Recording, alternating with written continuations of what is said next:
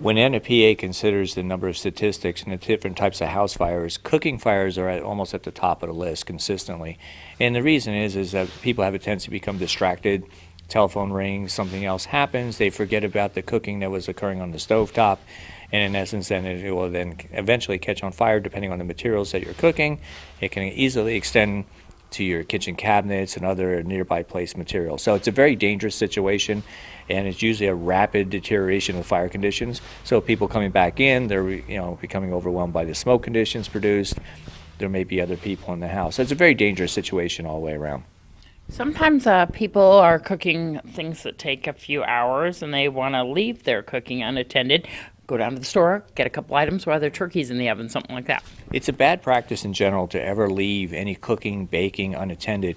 It's not as bad a situation if you have an oven type fire. As long as you keep that door closed, it's pretty much going to contain the condition. Turn it off. It's a safer approach. It's those stovetop fires that we're having a lot of problems with because people will try and reach over them. They'll try and maybe pour water on it, maybe a dry chem extinguisher. They get secondary burns because the material is splashing on because it's hot, obviously. And so there's a lot of different problems that can come up. Children playing in the area even, scalding themselves with hot material that's on the stove.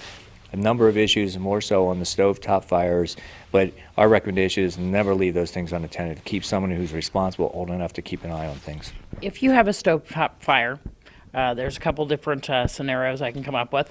Underneath the actual burners, a stovetop fire, or even in the pan that you're cooking in, what should you do? The best things that you can try and do is have a lid close by. It's something that you can gently put on, coming from one side. Don't expose any of your body parts as you're doing it. Turn the heat off. So now you have dissipation of heat, you're covering it so you can be smoldering it, and so you're starting a good outcome.